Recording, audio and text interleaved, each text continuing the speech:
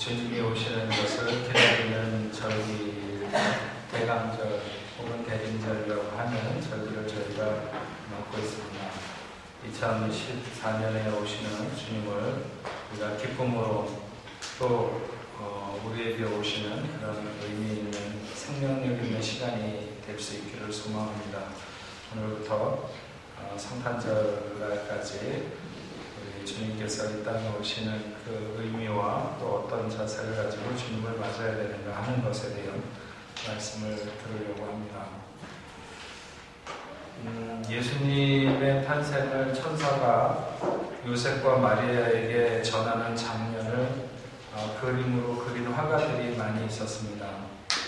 마르틴이나 안젤리코 혹은 레오나르도 다빈치나 보티첼리 이런 사람들뿐만 아니라 이외에도 수도 없이 많은 사람들이 이 신성하고 거룩한 장면을 그렸습니다.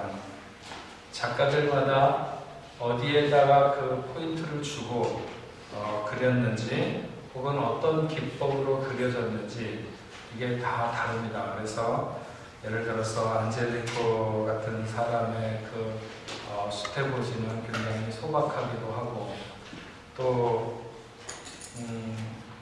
그 천사의 날개를 달았는데 다른 사람들은 상당히 그 인공적인 그 날개를 이렇게 하는데 레오나르도 다빈치는 새에 대한 연구가 많아가지고 진짜 새 날개처럼 이렇게 천사의 날개를 그리기도 하고 하여튼 여러 가지 것들이 있습니다. 근데 저는 그 중에서 개인적으로 그 산드로 보티첼리라고 하는 사람이 그린 수태보지의 그림이 마음에 듭니다. 이 작품은 1490년경에 그려진 템페라인데 유화가 그려지기 전에 이 안료에다가 계란을 섞어서 그린 그림을 우리가 템페라라고 그러는데 원근법을 사용하기 위해서 그랬겠지만 이 바닥 무늬를 격자 무늬로 이 대리석 같은 거를 이렇게 각이진 네모난 각이진 그 바닥 그림을 그려가지고 마리아가 입고 있는 옷이나 천사나 이런 그 색채를 좀 아주 화려하게 강하게 써서 아주 오래전에 그려진 그림인데도 불구하고 현대적인 느낌이 나는 그런 작품입니다. 그런데 이 보티첼리의 그림을 레오나르도 다빈치는 별로 마음에 안 들어 했다고 하는 것 같습니다.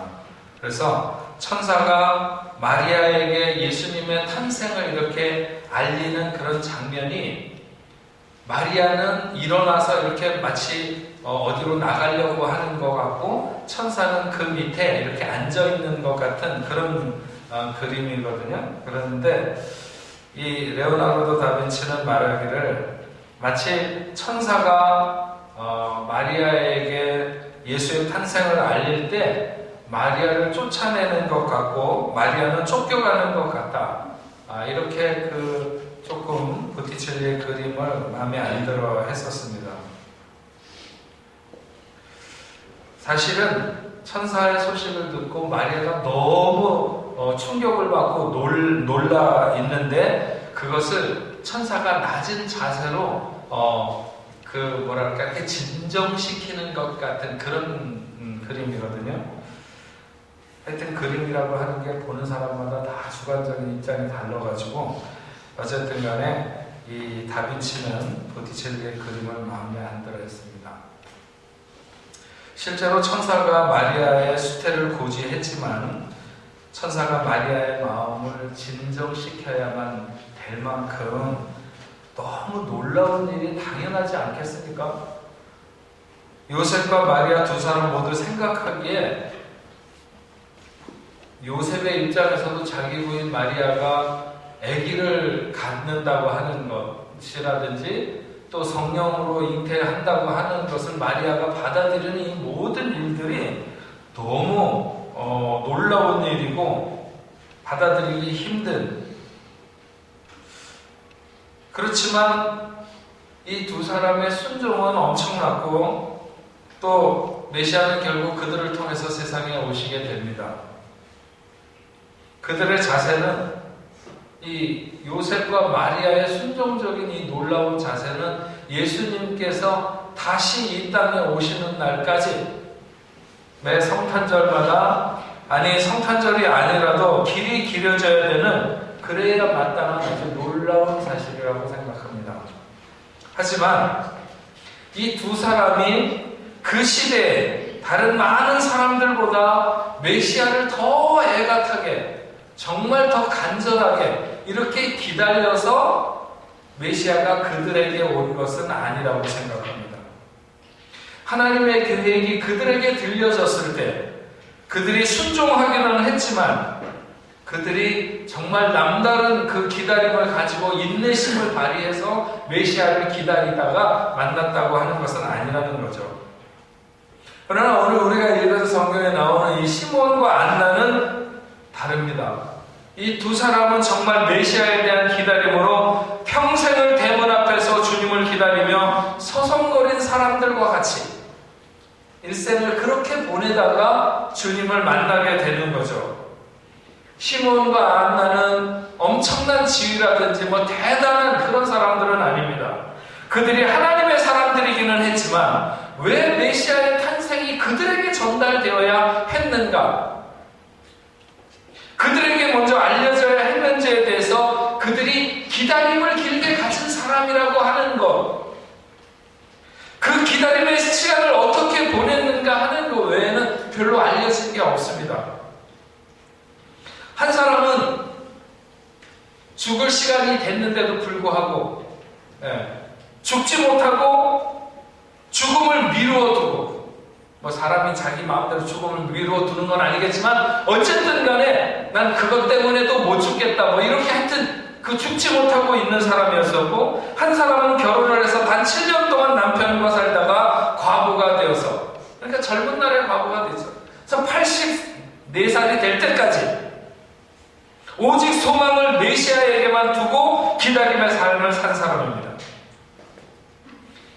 이스라엘 사람들은 예나 지금이나 모두가 다 메시아 오기를 기다리고 있습니다. 그래서 이스라엘 사람들 가게라든지 이런 데 가보면 저 옆에 이렇게 큰 의자 하나가 있어요. 왕의 의자죠. 메시아가 오기를 기다린다고 하는 것을 나타내기 위한 의자입니다. 이스라엘 사람들은 그때나 지금이나 대부분 메시아를 기다립니다. 하지만 그렇게 그들이 소망하는 시간이 한 해, 두 해가 아니었기 때문에 대부분의 사람들의 기다림은 형식적이었어요. 그냥 오늘 마치 우리 예수 믿는 사람들이 예수님의 재림을 기다리는 것처럼 그냥 오시겠지, 때 되면. 급하게 오실 필요는 없습니다. 제가 성공하고 난 다음에 좀 세상을 살 만큼 산 다음에 그때 오셔도 되지 않겠습니까? 이런 자세로 생각하고 있는지도 모릅니다. 그러나 이 두 사람의 기다림은 그렇지 않습니다. 정말 온 마음을 다해서 사모하면서 간절하게 그렇게 기다렸죠. 그런데 나이는 점점 들어가서 죽어가는 시간은 가까워오고 그들의 마음은 타고, 여기에 시몬과 같은 사람의 눈은 늘 눈물로 그 눈이 짓물렀을 것입니다. 그들의 소망이 너무나도 간절했기 때문에 얼마나 그 기다림이 간절했는지 그 기다림에 대해서 성령님께서 다 보고 계셨어요. 그래서 안타까워하셨죠. 그래서 성령님께서 시몬에게 말하기를 네가 그리스도를 보기 전에는 죽지 아니하리라.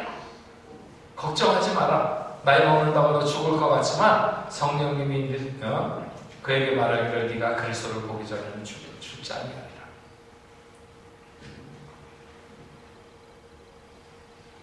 그런 기다림 끝에 메시아가 이 땅에 오심을 보게 되는 거죠.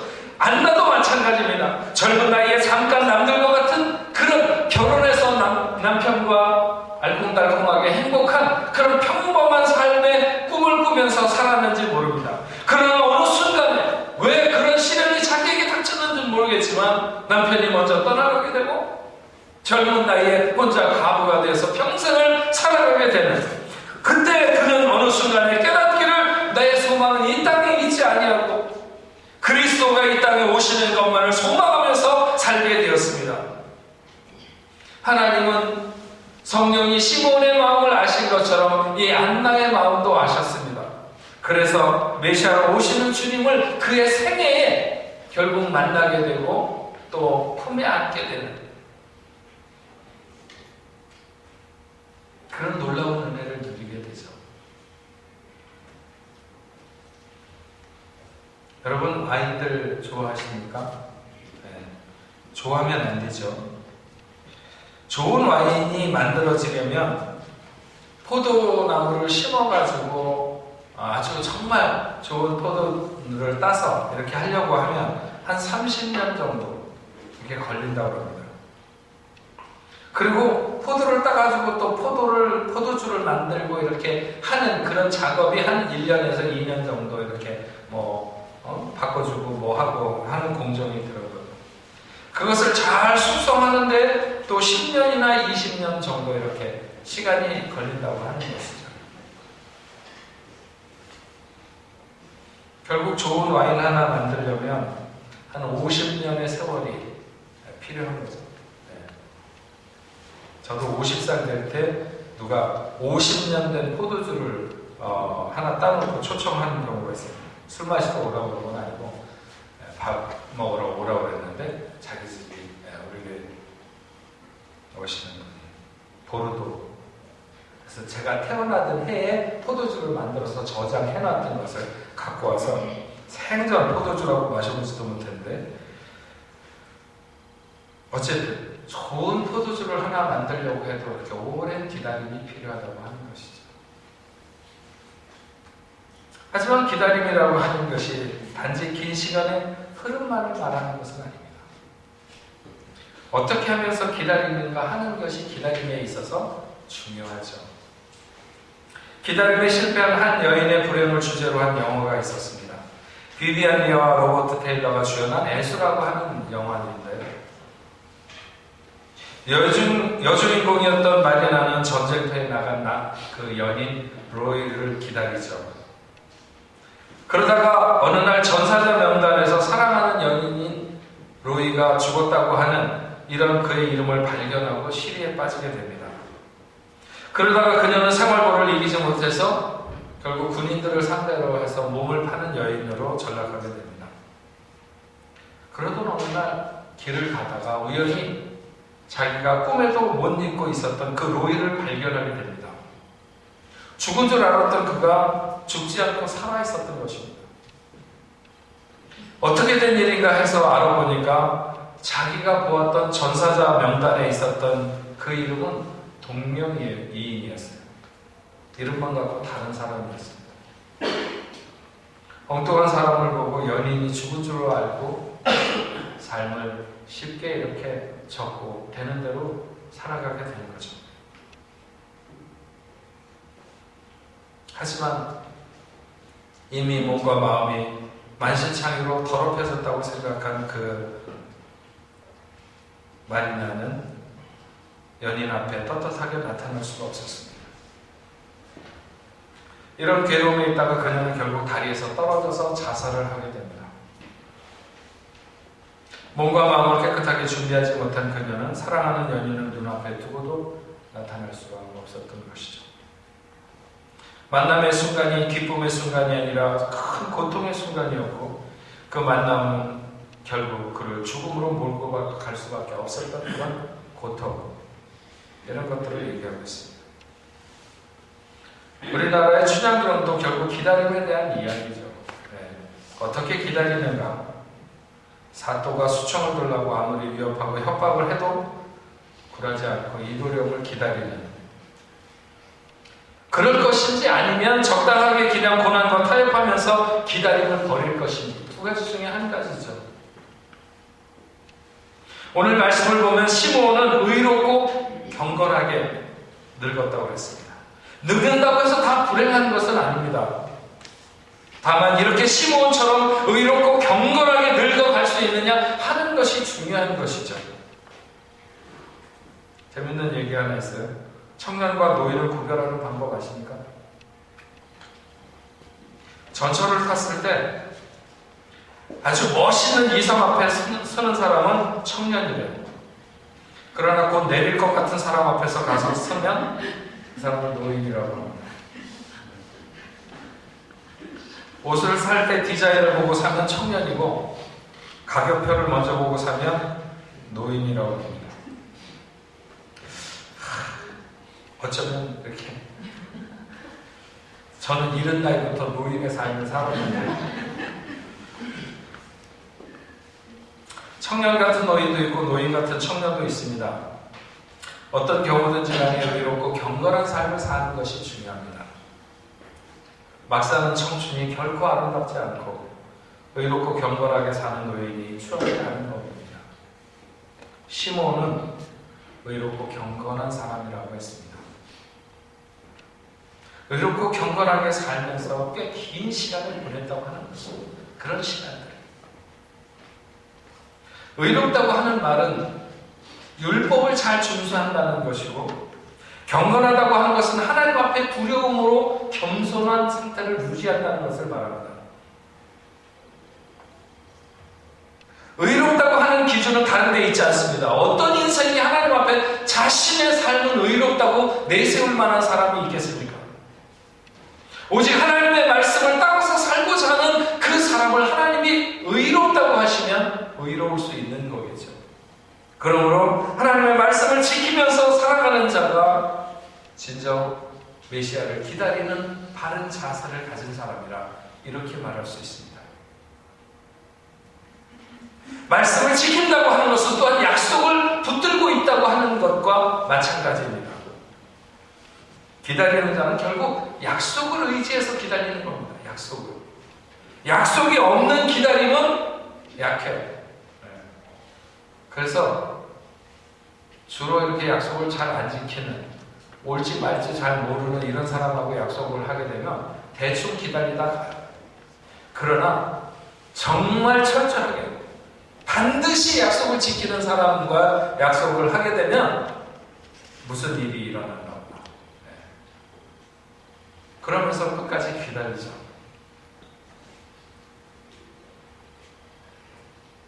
약속이 없는 기다림은 기다림이 약합니다. 진정한 기다림이 아니죠.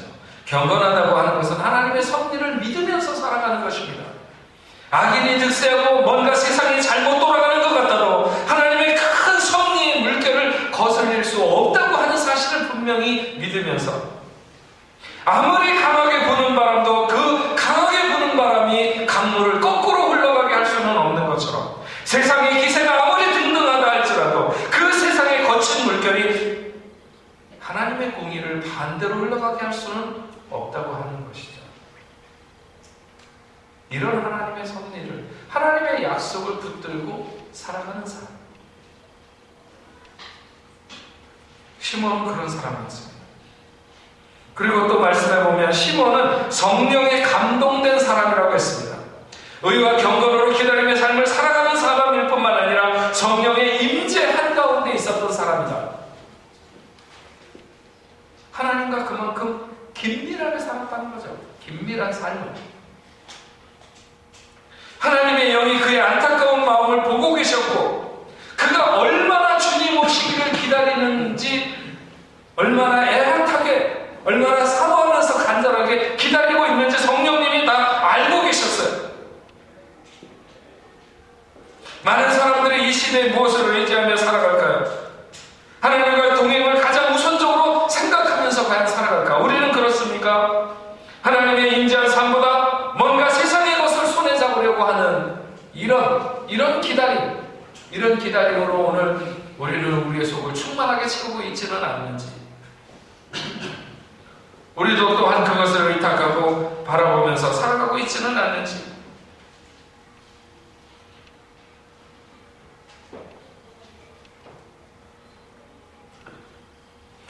하나님은 걸음이 좀 빠르신 분입니다. 우리가 하나님과 동행하려면 우리는 될 수 있는 대로 좀 간편하게 가야 됩니다. 너무 많은 것을 들고 너무 여러 곳을 두리번거리면서 그렇게 하면서 주님과 동행하기는 어렵습니다. 그가 하나님의 영으로 충만하지 않는다면 기다림의 약속도 얻지 못했겠지만 예수님께서 자기에게 오실 때에도 알아보지 못했을 것입니다. 주님이 안 오시는 것이 아니라 주님이 오셔도 알지 못하는 것이겠죠. 그러나 그는 하늘의 별을 보고 따라온 동방의 박사들이 예수를 알아보고 그에게 경배했듯이 아기 예수를 보는 순간에 그가 세상을 구원할 자로 이 땅에 오신 하나님의 아들인 것을 알아봤습니다. 왜? 그는 혼자 기다리지 않았기 때문에. 그랬다면 그는 지쳤을 것이고 기다리다가 먼저 죽었을 것입니다. 그런데 하나님이 영이 그를 지키고 있었고 너는 죽지 아니하고 메시아를 네가 보고 죽으리라. 이 세상은 우리의 힘만으로 살기를 벅찹니다. 아니, 그럴 수 없는 세상입니다. 성령으로 함께하는 생활이 될 때 우리는 넉넉히 이길 뿐만 아니라 또한 우리가 기다리는 그분을 만날 수 있게 되리라 믿습니다. 안나는 어떤 삶을 살았습니까? 오늘 말씀에 보면 그는 하나님의 전을 사랑했고 하나님의 전을 중심으로 해서 살았습니다. 평생에 하나님의 전을 떠나지 않았다고 했습니다. 하나님의 전에 돗자리를 깔고 살았다는 얘기는 아닐 것입니다. 그만큼 하나님의 전을 사모하면서 떠나지 않고 살았다는 것이겠죠. 하나님을 믿고 그리스도를 기다리는 사람들은 교회를 중심으로 해서 살아야 됩니다. 교회를 떠나서 아무리 부유하게 되는 삶이 있다 할지라도, 아무리 많은 사람들이 환호하는 삶에 있다 할지라도 부러워할 필요 없습니다. 결국 다 헛된 것입니다. 여러분들은 혹시 좀 가난하다고 할까? 저는 이렇게 좀 공상을 많이 한다고 할까? 이러면 안 되는데, 목사가 너무 힘들거나 좀 마음이 가난해지면 가끔 그런 생각을 해봐요. 혹시 제가 저한테 얘기하는 거예요. 혹시 너 지금 루브르 박물관 같은 거, 옛날에 거기가 왕궁이었었잖아요. 그런 데서 너 혼자 살라고 그거 다 주면 너 좋겠니? 나한테 제가 물어봐요. 그러면 생각해보면 아니야. 난 그런 데서 살고 싶지는 않아. 베르사유에 가서 그거 넓은 데 저 뒤에 땅까지 다 줄 테니까 너 혼자 거기 가서 살래? 저는 줘도 싫어요. 그냥 지금이 낫겠다 이런 생각을 하죠. 따지고 보면 다 비슷비슷한 얘기들입니다.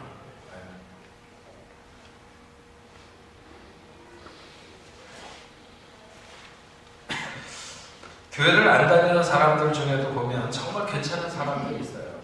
인격적으로도 훌륭하고 또 능력도 굉장히 많은, 뛰어난 능력을 가진 사람들이 있죠.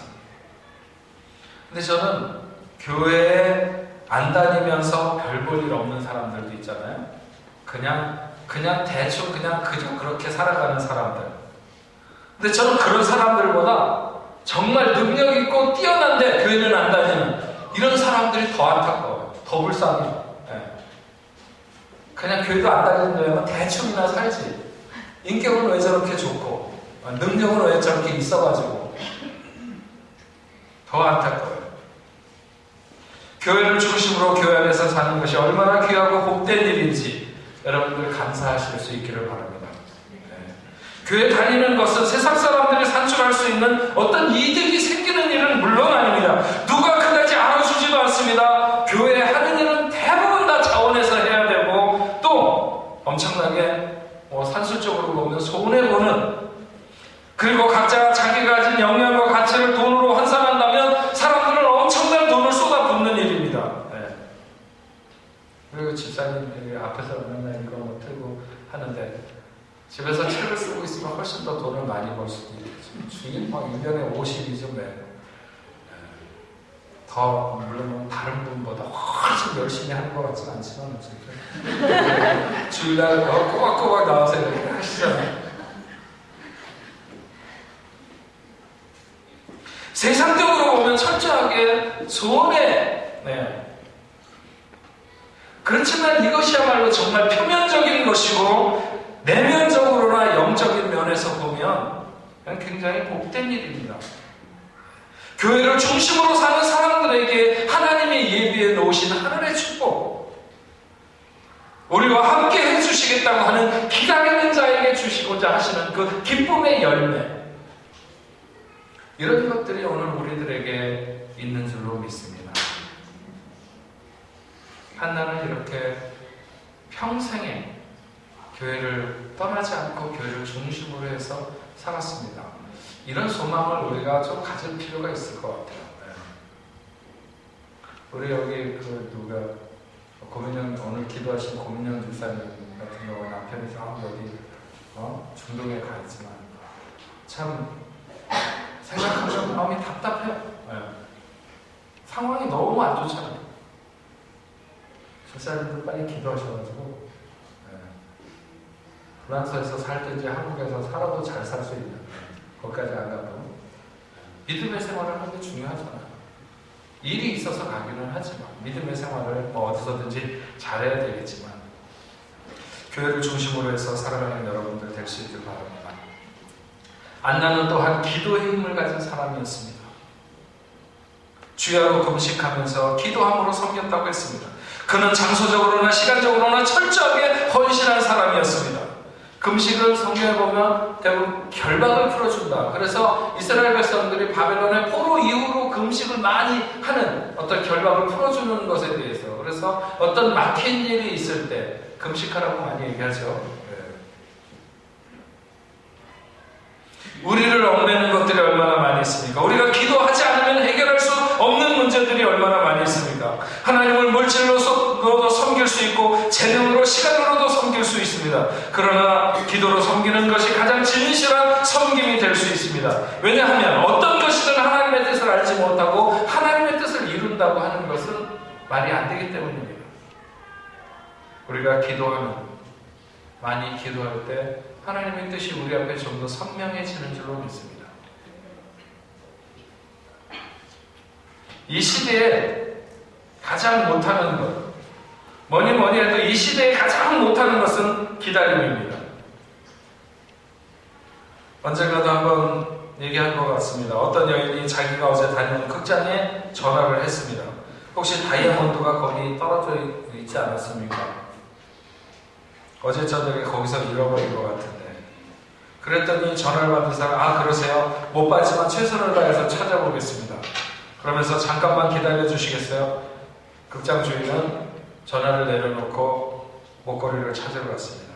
얼마 후에 돌아와서 부인 기뻐하십시오. 목걸이를 찾았습니다. 그렇게 막 얘기하려고 하는데 이미 전화가 끊어졌어요. 이 여인은 생각하기를 누가 주었어도 그 다이아몬드 목걸이를 돌려줄 리가 없다고 판단을 하고 그냥 끊어버렸는지도 모릅니다. 극장에서는 다시 전화 오겠지 아무리 기다려도 전화는 다시 오지 않았습니다. 많은 사람들이 기다리는데 실패합니다. 물론 기다림이 결코 쉬운 것은 아닙니다. 우리는 일상의 작은 일에서부터 큰 소망까지 많은 것이 주의 뜻 가운데 이루어지기를 기다립니다. 그러나 여러분, 우리는 기도하지 않으면 끝까지 기다릴 수가 없습니다. 그래서 우리는 많은 일을 하는 것이 좋습니다. 그러나 많이 기도하는 것이 더더욱 좋습니다. 귀하고 아름다운 꿈을 꾸고 좋은 일을 소망하며 많은 일을 하기 원하는 성도든지 교회든지 우리는 더 많은 기도를 하나님의 제단에 드려야 될 것입니다. 우리는 오래 오시는 그리스도를 기다리고 있습니다. 그러나 많은 사람들이 의미 없이 성탄절을 보낼 수 있습니다. 모두가 존재하는 땅에 그리스도가 오셨지만 가장 가까이 있는 사람들이 그리스도를 잘 못 모신 헤롯과 같은 사람이 그런 사람이죠. 그러나 멀리 있었던 동방의 박사들은 예수를 영접했습니다. 늘 기다리고 있었기 때문에. 모든 사람에게 동일하게 주님이 오실 수 있겠지만 그러나 정말 간절한 마음으로 주님을 기다린 자만이 그분을 영접할 수 있습니다. 사랑하는 여러분, 오늘 말씀에 나오는 경건하고 의롭게 산 시몬처럼 성령의 감동 가운데 살아간 시몬처럼 그리고 하나님의 전을 사랑하고 하나님의 전을 중심으로 평생을 살아가는 안나처럼 그리고 늘 기도하는 힘으로 살아갔던 안나처럼 진정한 기다림의 자세로 주님을 기다리는 저와 여러분들이 될 수 있기를 바랍니다. 한 사람은 죽음을 미루어 두고서라도 또 한 사람은 100세가 가깝도록 기다렸습니다. 그러나 그들의 기다림은 결코 헛되지 않았습니다. 그토록 기다리던 메시아를 그들은 보게 되었고 그 품에 안게 되었습니다. 예수님은 오늘도 수많은 모습으로 우리에게 오실 것입니다. 그러나 그분은 진정한 기다림의 자세를 가지고 인내하는 사람에게 틀림없이 오실 것입니다. 기다림이 짧은 것은 기다림이라고 말할 필요가 없습니다. 하나님의 자녀된 일관된 삶을 계속해 나간다고 하는 것도 결코 쉬운 일이 아닙니다. 기다림은 그리움과 쌍둥이라는 말이 있습니다. 그것도 사랑이라는 이름에 붙은 몸에 붙은 쌍둥이라고 하는데 우리는 주님을 사랑합니다. 그래서 그리워하고 기다립니다. 언젠가 우리의 기다림 끝에 기쁨과 감사가 복받치는 생명의 예수께서 우리의 기다림 속으로 다가오시는 주님을 볼 것입니다. 시몬처럼 안나처럼 그렇게 우리는 기다림 속에서 오늘을 살아야 될 줄로 믿습니다. 주님이 오심을 간절히 기다리면서 시편 41편 40편 1절에 내가 여호와를 기다리고 기다렸더니 귀를 기울이사 나의 부르짖음을 들으셨도다. 우리의 기다림에 응답하시는 그 주님, 주님을 만나는 그런 놀라운 성탄절이 되실 수 있기를 주님의 이름으로 축원합니다. 기도하겠습니다.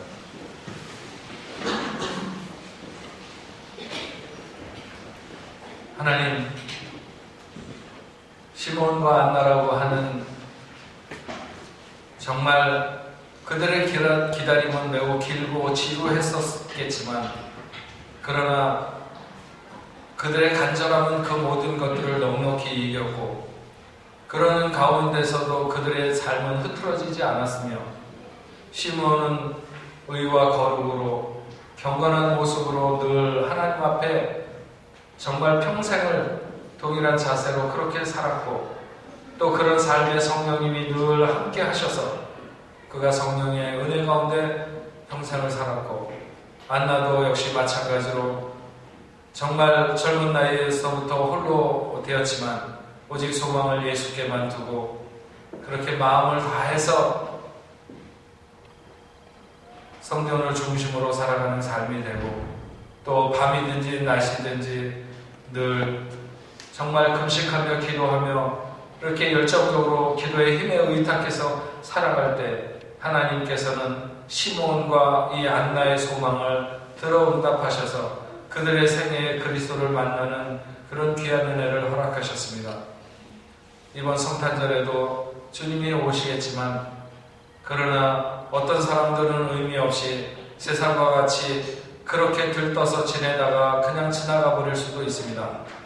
이 계절에 주님이 어떤 모양으로 오시든지 생명의 주님으로 우리에게 오시고 기쁨의 주님으로 우리에게 오시며 영광의 주님으로 오시는 주님을 만날 수 있는 그런 성탄을 맞도록 하나님 축복하여 주옵소서. 예수의 생명이 우리 안에서 살아 역사는 귀한 은혜를 허락하여 주옵소서. 감사드리며 예수님의 이름으로 기도합니다. 찬송